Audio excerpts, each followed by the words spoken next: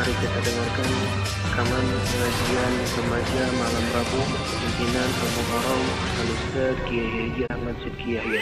Selamat mendengarkan.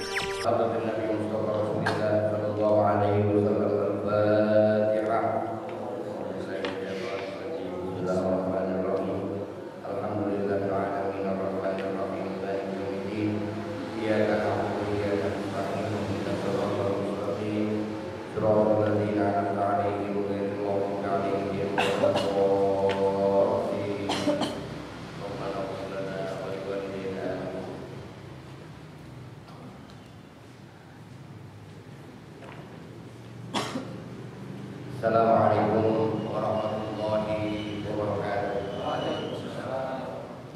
Bismillahirrahmanirrahim. Alhamdulillahirabbil alamin. Wassalatu wassalamu ala asyrofil anbiya'i wal mursalin sayyidina Muhammadin wa ala alihi wa ashabihi ajma'in. Amma ba'du. Para asatidzah, para sesepuh Masjid Jami'ah Hijabah, para ulama, para pemuda dan remaja jamaah Majelis Ta'lim yang alhamdulillah dengan izin Allah malam ini kita kembali hadir di Majelis Ta'lim kita. Kita lanjutkan kitab Fathul Muslim di Muhammad Al-Ghazali.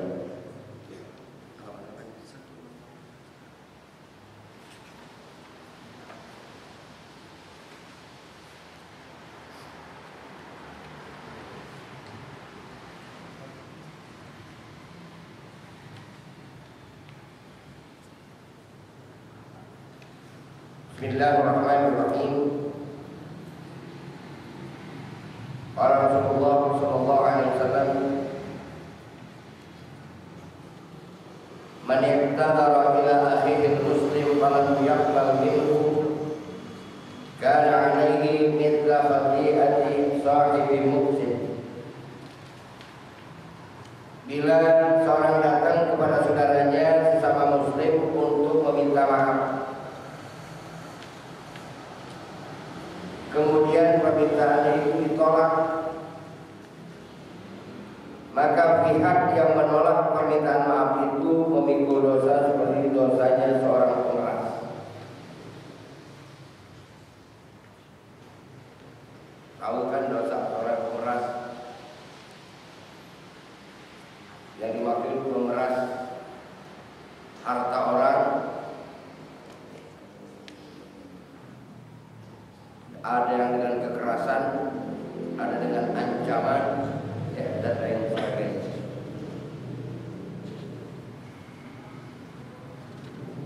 Yang jelas dia nggak akan diterima seluruh ibadahnya, yang sunnah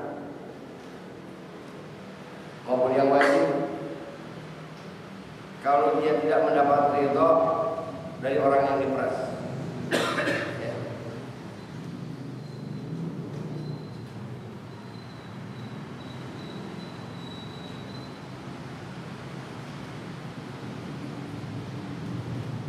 Kayak yang suka mintain duit sama tukang jualan sebagai uang jago, tahu ya? Ini uang jago. Kayak kalau nggak ngasih 5.000 perak nggak dijamin itu mejanya awet apa enggak. Itu namanya tukang peras.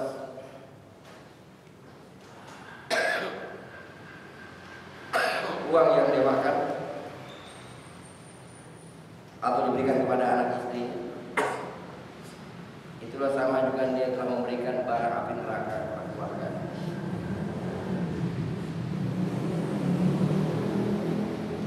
Makanya kalau cari uang dengan cara memeras seperti itu, makanannya sendiri, jangan ajak anak bini, kesian mereka. Jadi dosanya sama seperti itu. Kalau ada seorang yang datang minta maaf atas kesalahannya, kemudian ditolak, dia nggak terima permintaan maafnya, maka yang menolak itu dosanya sama sama tukang peras.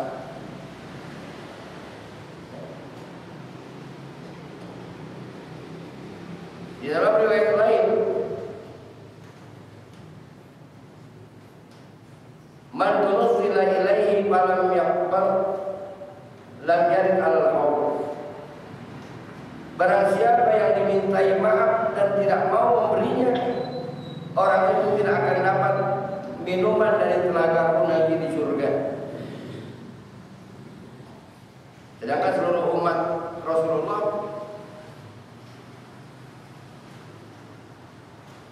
akan menikmati air telaga yang disebut dengan Ma'ul Kautsar,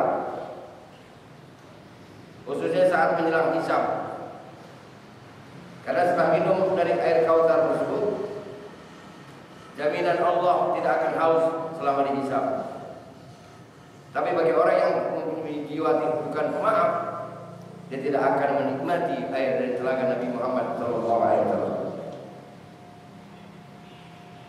Dengan petunjuk yang gamblang bagi dua pihak yang saling bertengkar itu, maka jelaslah bahwa Islam menyatakan perang terhadap dendam musuhan. Islam cepat-cepat membunuh dan membasmi kuman-kuman dendam sebelum sempat menjalar, agar masyarakat beriman dapat menghayati suasana saling bersahabat dan saling bergaul semesra-mesranya.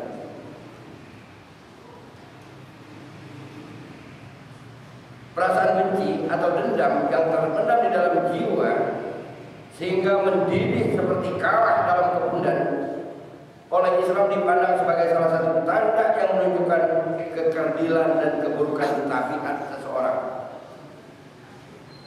Kalau ada orang yang seperti itu, sudah jelas sifat dan tabiat orang tersebut adalah kerdil, egois, dan hatinya sudah beku. Yang jelas sia-sia amal ibadahnya secara keseluruhan. Pada umumnya, orang-orang yang menyembunyikan rasa benci dan dendam seperti itu selalu menginginkan agar orang yang dibencinya mengalami bencana dan kesulitan. Ya,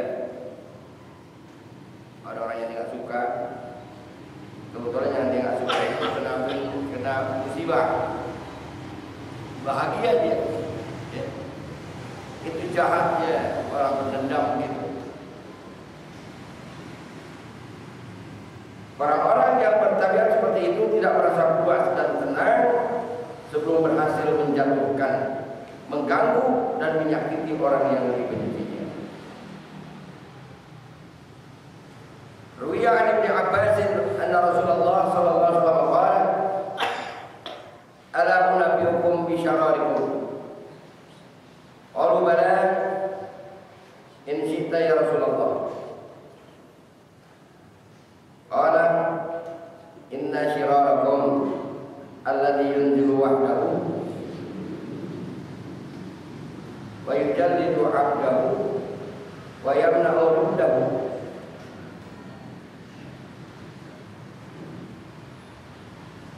Apala unabbiukum bi syarri min dzalik? Qalu bala in syi'ta ya Rasulullah. Qala man yabghadun nasa wa yabghadunahu. Qala afala unabbiukum bi syarri min dzalik? Qalu bala in syi'ta ya Rasulullah. Qala alladziina la yuqiruna atrahum wa la yaqbaluna ma'tirahum wa la yaghfiruna dhanban. Qala afala unabbiukum bi syarri min dzalik? Qalu bala ya Rasulullah. Qala man la yurja khairuhu wa la yu'manu syarruhu. Maukah kalian memberitahu, kata Nabi, siapa orang yang paling buruk di antara kalian? Nabi nanya, siapa yang paling buruk di antara kalian? Tentunya para sahabat nyautin, silakan ya Rasulullah bila Anda menghendaki itu. Beliau kemudian menerangkan, orang yang paling buruk di antara kalian ialah orang yang mencelakakan dirinya sendiri, kejam terhadap hamba sahaya miliknya, dan tidak mau menolong orang lain yang membutuhkan. maksud kejam terhadap hamba saya miliknya, atau sekarang ini kejam terhadap pembantu ataupun anak buah.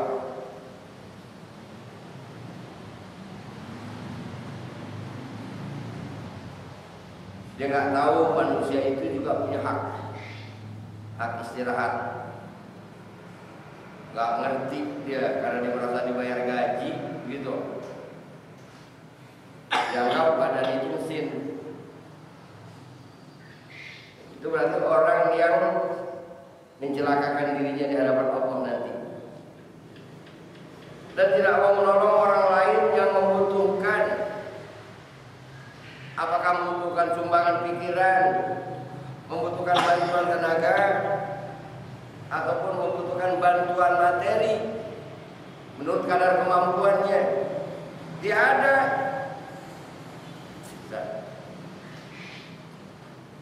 Kadang-kadang orang baru ngomong, kelihatan ini ngomongnya kayak punya duit. Dia duluan cerita tentang kesusahannya. Ribet udah. Ya. Caranya mau pinjam duit, mau kesusahan dia. Itu biasanya strategi orang-orang bakhil gitu.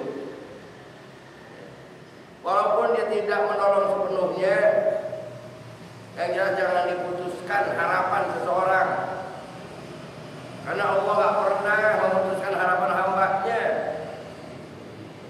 Kendati Allah gak butuh bantuan dari hambanya. Tapi itu gak pernah diputuskan harapan-harapan hambanya. Ini manusia.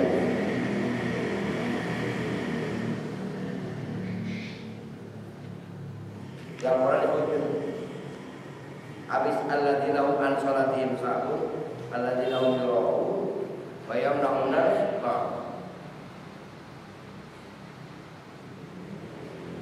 orang yang lalai salatnya, orang yang setiap amal perbuatannya selalu ingin dipuji, riya.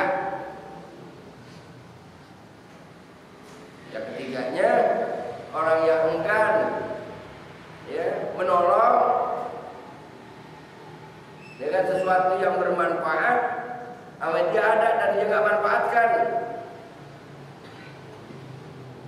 Minimal banget tangga. Ini bisa hujan nih, orang nyium tangga nih, ketika pada bocor, ya, diumpetin tangga atau di belakang, wajib nyium tangga. Tangga di mana tangga gua? Lu ada rusak. Gak ada udah. Istrinya bilangin, Bang Haji, kasih kau juga, hilang lagi tangga gua. Nih, wayamna'unal ma'ruf. Syirarun nas, seburuk-buruk manusia nanti di hadapan Allah. Yaumul hisab.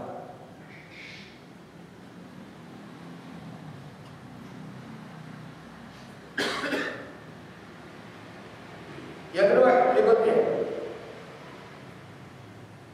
maukah kalian kuberitahu orang yang lebih buruk daripada itu? Kembali sahabat menjawab, silakan ya Rasulullah, bila Anda menghendaki. Kembali beliau menjelaskan, orang yang membenci orang lain dan dibenci orang banyak.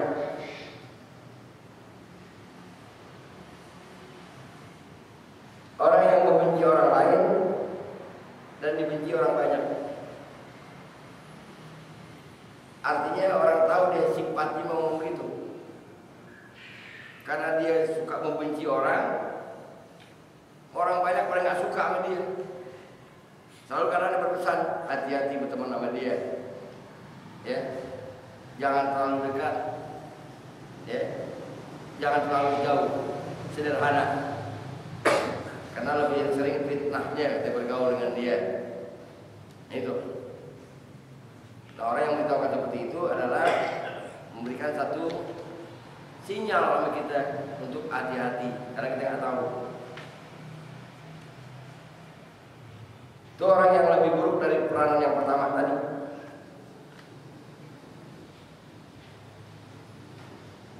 Masih Nabi tanya lagi. Selanjutnya beliau bertanya, maukah kalian memberitahu yang lebih buruk lagi daripada itu? Kembali sahabat menyatakan silakan, dan Nabi kembali berbicara. Orang-orang yang tidak mau menyingkirkan rintangan di jalanan, tidak mau memberi maaf, dan tidak mau mengampuni kesalahan orang lain. Karena dibikin rintangan di jalan.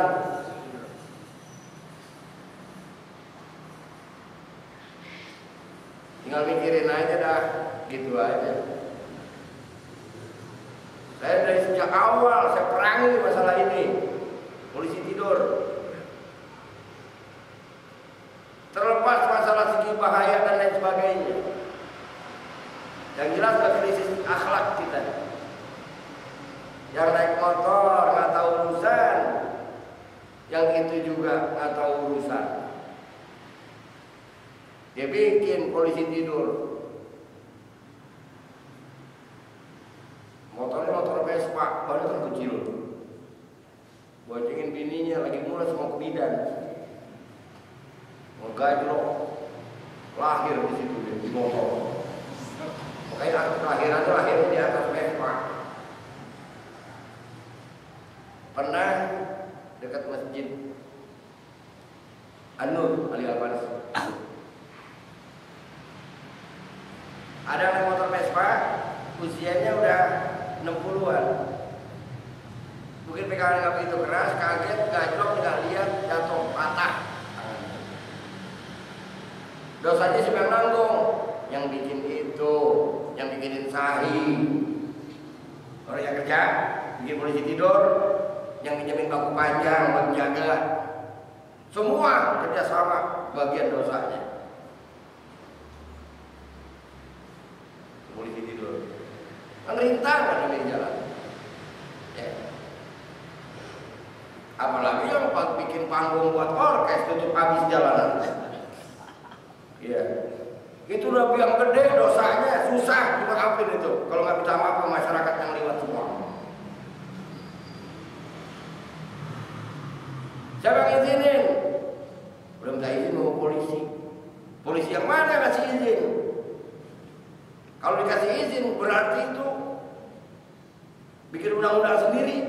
Karena jalan-jalan umum, silakan izinkan pakai separuh, bagi dua kalau minjem. Kata namanya minjem jalanan ya, minjem jalanan. Mana yang minjem punyain? Rampok yang begitu. Kalau rampok kan begitu. Rampok minta, dihabisin. Jadi kalau yang bikin panggung di jalanan, bikin orkes, itu namanya rampok jalanan, gitu. Makanya dari awal sudah bilang begitu. Jalan itu hakul murur. Sholat aja depan pintu. Jumat ada yang sampai di situ masih ada nih. Ya. Tolong nanti pengurus masjid diumumin sebelum apa ya? Sebelum pengumuman yang lain, umumin. Jangan sholat sunnah di depan pintu masjid. Nyampe, wah sorbannya cakep banget. Gak ngerti hukum, si anda loh. Sorban cakep banget, depan pintu di sholat. Lau ya'lamul mar'u baina yaday musalli madza 'alaihi akan an yaqifa arba'ina khariban khairun min an yamurra amamahu. Jika seandainya seorang itu tahu berapa besarnya dosa memotong orang yang sholat, niscaya lebih baik menunggu walaupun sampai 40 tahun lamanya dia sholat. Tunggu, jangan lewat di depannya. Kalau dia sholat bukan di jalanan, di sholat di sini nih, kan bukan jalanan, orang lewat di sini, beban dosanya itu saking besarnya, lebih baik dia nunggu walaupun sampai 40 tahun, jangan dilewati. Tapi kalau depan pintu, yang sholat yang berdosa. Yang lewat dosa enggak? Enggak. Hak kita, hakul mulur. Makanya enggak benar kalau sholat di jalanan. Kalau mau pakai juga jalanan sama juga separuh buat orang lewat. Sholat saja ibadah nggak boleh, apalagi dangdut tutup jalanan. Ya, di sini alhamdulillah sih, ya nggak beda.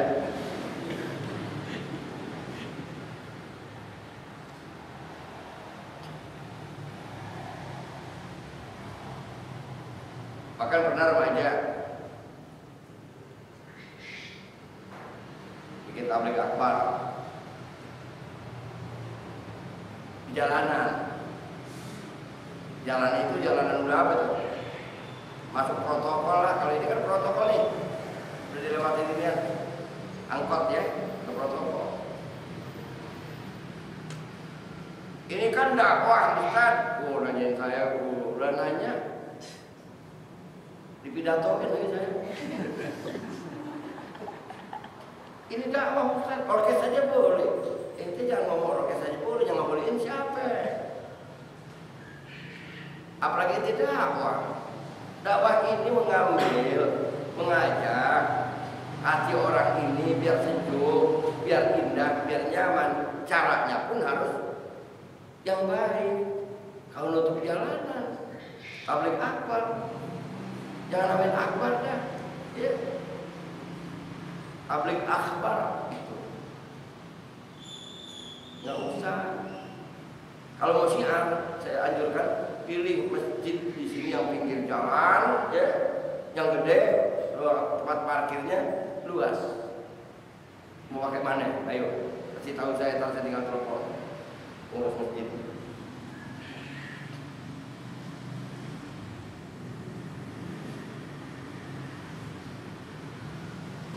Akhirnya apa? Bikin juga, ya. Di antara ini ada motor-motor udah biarin dah, berpajuran katanya ini bikin juga, bikin. Saya nggak datang. Repot saya gue.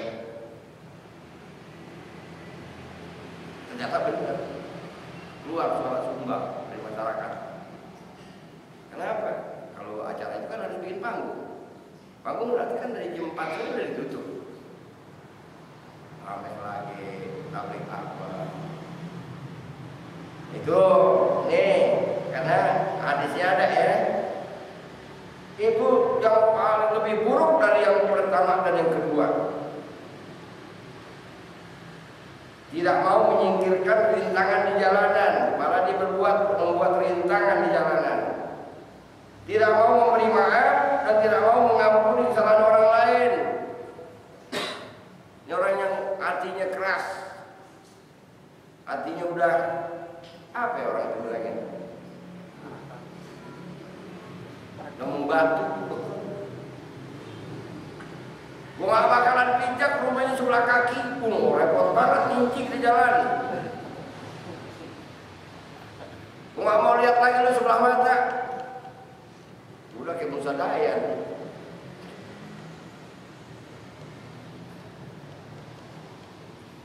Kemudian beliau masih bertanya, maukah kalian memberitahu yang lebih buruk dari itu? Masih ada tentunya lebih buruk lagi. Apa jawab Nabi, keterangan Nabi? Orang yang tidak bisa diharapkan kebaikannya dan tidak bisa diamankan kejahatannya. Kalau dia jangan harap pindah katanya, dia bisa berbuat baik. Tuh, kalau suka orang yang memponis begitu kan?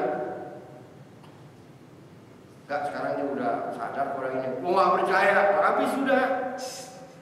Dia udah sadar, dia udah tobat. Gua nggak percaya. Tapi gua di rebahan, habis lonceng masjid di bawah. Banyak kata omongan. Kenapa? Udah terlalu jahat kehidupan di dunia. Sehingga manusia ini udah sulit lagi untuk percaya. Orang yang seperti itu yang paling jahat di dunia. Jadi jenis-jenis keburukan perangai yang disebutkan oleh hadis itu menunjukkan tingkat-tingkat perkembangan perasaan benci dan dendam yang akan makin parah dan semakin buruk akibat jahatnya. Tidaklah mengherankan bahwa sejak zaman jahiliyah dahulu manusia telah menyadari benci dan dendam merupakan salah satu perangai yang rendah. Setiap orang yang mengenal harga diri menjauhkan diri dari perangai seperti itu. Dalam sebuah syair mengatakan antara lain, orang yang bertabiat mulia tidak akan menyimpan dendam sumat dalam hatinya, dan seorang pemarah tidak akan mencapai kemuliaan. Itu bait syair. Kemuliaan nanti kemenangan, ya. Kemuliaan nanti kemenangan. Orang yang pemarah, emosian, lihat dulu petinju, ya. Muhammad Ali dulu, ya. Muhammad Ali, trik dia tuh tinju, mancing emosi lawan, dipukul, ngeles, dia menari, dan joget, di atas ring, joget lagi, kan sewot nih musuhnya. Kalau udah sewot, pukulannya ngacak, udah emosi, lu gak bener pukul, tapi tenaganya habis. Pas kelihatan udah habis, tenaganya baru. Bahasa Inggrisnya dipocelinnya dikit-dikit. Ya. Akhirnya apa? Tumbang. Ya. Itu triknya Muhammad Ali gitu. Jadi yang dipancing emosinya aja. Tidak sedikit jenis pekerti rendah yang sangat dikhawatirkan oleh Islam. Dengan sepintas-pintas saja orang dapat mengenal sumber-sumbernya yang amat busuk. Kendati pun berbeda-beda jenisnya, namun semuanya bersumber pada sebab yang satu dan sama, yaitu rasa benci. Ini yang mesti kita singkirin banget di hati kita.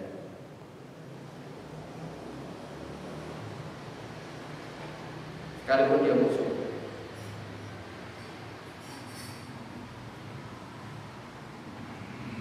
Salah seorang musuh Nabi, musuhin banget Nabi dia. Tapi kenapa pernah dengerin Nabi lagi baca Quran? Didengerin Nabi baca Quran. Kawannya bilangin, emang nggak ada di sono yang lebih hebat baca syairnya daripada Muhammad? Begitu. Dengerin syair Muhammad. Ayo, bener nih dia. Dia nggak pernah bohong. Mulai ada pengakuan tuh. Cuman hidayah Allah mahal, taufiknya lebih mahal lagi. Nggak masuk Islam dia. Ada tertarik dengan bacaan-bacaan Al-Quran karena dianggap beda banget dengan syair. Iyalah. Kenapa bisa sampai kayak begitu? Karena Nabi bencinya pada musuh dengan sebab dia nggak beriman. Itu. Dengan sebab nggak beriman. Adapun yang lainnya enggak, Nabi nggak benci, biasa. Makanya karena nggak beriman, Nabi tetap konsekuen. Sakit ditengokin tetangga, tetapi nggak didoain, ya, nggak didoain. Misalnya menjelek-jelekan orang yang tidak bersalah. Ini juga dikit lagi nih, juga kepake nih, dikit lagi. Ini kampanye. Bisa ngejelek-jelekin orang lain, nggak salah. Yang jelas silakan kampanye, banggakan partai dia aja kan gitu. Banggakan masalah planning-planningnya aja, nggak usah dengan menjelekan yang lain. Kalau pengen selamat dunia akhirat gitu. Tapi biasanya pasarannya bahasa politik begitu. Ya, kalau nggak telak-telak ya nyindir. Ya, nggak mau, katanya nggak lucu kalau nggak ada sindiran kayak begitu. Dia senang atau orang terpokin. Jangan, nggak usah sampai kayak begitu. Apapun jadinya, semua adalah saudara kita sebangsa. Apalagi saudara seagama, ya. Sampai ada terjadi saling membenci antara satu dengan yang lain.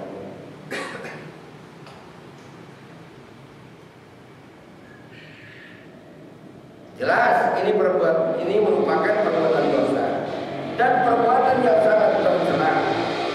Perbuatan semacam itu sangat merusak kenyataan yang sebenarnya dan sangat menusuk perasaan. Perbuatan tersebut oleh Islam dinilai sebagai kebohongan dan kepalsuan amat jahat. Siti Aisyah radhiyallahu anha meriwayatkan sebuah hadis.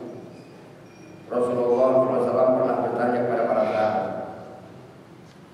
tahukah kalian perbuatan riba yang paling kejam dalam pandangan Allah? Para sahabat jawab, Rasulullah lebih mengetahui hal ini. Beliau kemudian meneruskan, perbuatan riba yang paling kejam menurut pandangan Allah ialah menjatuhkan kehormatan orang muslim. Menjatuhkan kehormatan orang muslim. Beliau membacakan firman Allah, walladzina yu'tuna al-mu'minina wal mu'minati bighairi maktasabu faqad ihtamalu buhtanan wa ithman mubina. Dan orang-orang yang menyakiti hati kaum mukminin laki dan perempuan tanpa kesalahan apapun yang mereka perbuat, maka sesungguhnya orang-orang itu telah berbuat kebohongan dan nyata-nyata menanggung dosa. Ini kan dulu yang dilakukan oleh orang-orang yang enggak setuju dengan kepemimpinan Nabi. Makanya lahirlah orang-orang munafik di situ. Dicetak kejelekan-kejelekannya, kaiban-kaiban dan lain sebagainya. Maka turun ayat ini surah Ahzab. Banyak sekali hal-hal yang menyangkut masalah hukum kemasyarakatan dalam surah Al-Ahzab. Silakan orang menanya.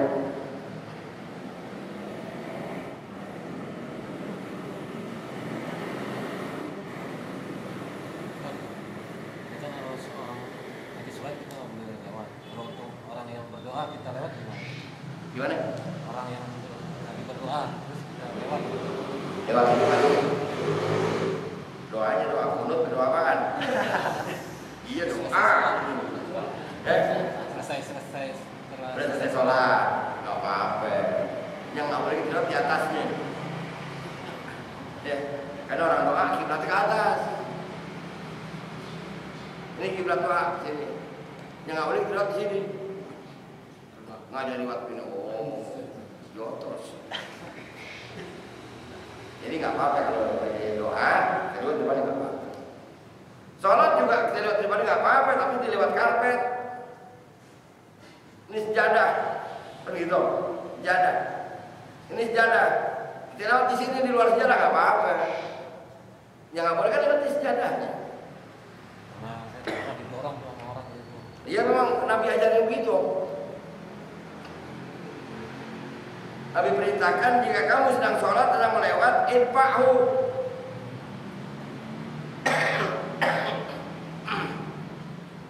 Udah lewat, terus lewat lagi, tikah lagi kata Nabi. Lewat lagi, tikah lagi, lewat lagi, bunuh kata Nabi. Dia setan bukan orang. Suruh bunuh kata Nabi. Itu hukum Islam. Di sini kita bunuh, urusan. Sama masuk Cipinang. Sholat. Hah? Gitu sholatnya? Sholatnya bisa batal bisa enggak? Kalau gini barang kentut batal. Iya. Kalau cuma pakai doa kagak batal kalau suka. Terus jika malah kalau di Arab gini, itu aja. Sama di puncak kan begini, hilang.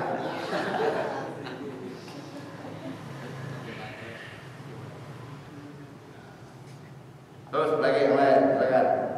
Ya. Ada seorang benci dengan orang tersebut. Kemudian orang yang dibenci tersebut meninggal dunia. Nah, orang yang membenci ini perlu sadar bahwa dia telah bersalah pada almarhum. Kemudian dia minta maaf melalui anaknya. Apakah perlu dilakukan? Lalu seorang pernah membenci kepada seorang, kemudian yang dibenci itu meninggal. Setelah yang benci meninggal, yang benci ini sadar bahwa dia punya kekeliruan, kesalahan. Diminta maaf siapa? Ahli warisnya, gitu kan? Ya memang gitu, minta maaf pada ahli warisnya. Jangan minta maaf doang, biarin beras dulu 3 karung. Hah? Dia minta anaknya datang ke sini gitu. Karena dia udah sakit. Oh, dia udah sakit. Iya, dia udah sakit, dia minta tentunya dari anak yang sakit juga nih, anaknya yang sakit. Ya, dia kan minta anak yang udah meninggal datang ke rumahnya. Mesti anak yang sakit datang ke sana jemput dia, ambil hatinya. Iya, jemput. Terserah mau pakai apaan, kayak modong-modong apa jemput. Itu etikanya. Jadi prinsipnya bisa diwakilkan. Iya bisa, ya. Ahli waris. Minta maaf tidak jadinya dah. Ya. Cara-caranya begitu yang terbaik supaya cepat dimaafin ya. Beras 3 karung kirimin. Kata anak remajanya ada berapa ini, ada 5 orang, 5 selop mil. Tekor bandar. Ya artinya dengan minta maaf itu jangan sambil hatinya ya disedekahlah, berbuat baik. Orang yang pernah dibenciin begitu tanpa salah.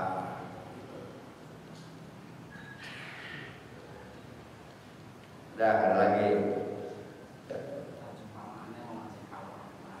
Terus di rumah tuh nggak nampung sama terus di belakang katanya jalanan besar tapi ketika tutup mungkin satu orang lewat ya karpet itu ada orang itu balik lagi apa Ya di jalanan jangan dihabisi karpet, orang malas lewat, sudah pas. Ini kan jalanan ya. Kita pasang karpet. Nah ini kalau jalanan seluasnya ini karpet dari sini kemari aja. Ini yang ini memang nggak ada karpetnya, jadi orang lewat. jamaah bisa kan karpetnya itu sudah ribet nih Iya. jamaah yang apa nomor itu di layak gitu Oh jamaahnya ular. jamaahnya itu nggak Jamaah yang sombong. Jadi karpetnya ditekuk, ya, ditekuk dilipat jurusan depan. Kalau punya trik, jangan dilipatnya di sini, lipatannya di sini, ditegal tarik doangan lebar, lipatannya di depan. Dia mau tarik lebarnya ke depan, lalu tetap aja nggak bisa nambah. Ya, belajar dulu. Nggak, lu mau apa juga gak bisa, udah emang gak bisa di sini. Lipatannya di sini. Ya nah kita yang jelas itu kan udah nggak niat menutup jalan kan gitu. Jamaah yang punya ulah.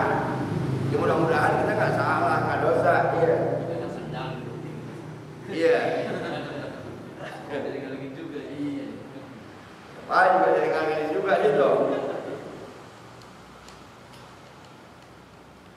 Iya dikasih batas. Jalan yang terakhir itu kasih batas. Biasanya kan bisa tuh bikin kayak ini tuh batas yang dari kayu yang dicor pakai kaleng biskuit gitu ya. Dari kampung ada iketin tali rapia kemarin. Kalau ternyata dikeluar dari situ juga berarti perbodan dia tilang begitu aja. Tilangnya apa? Nggak dapat berkat. Gue juga kan nggak dapat berkat. Kena tilang.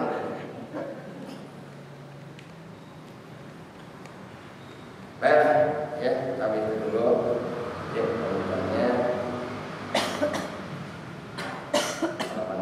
Dulu ya. Ada muat kan?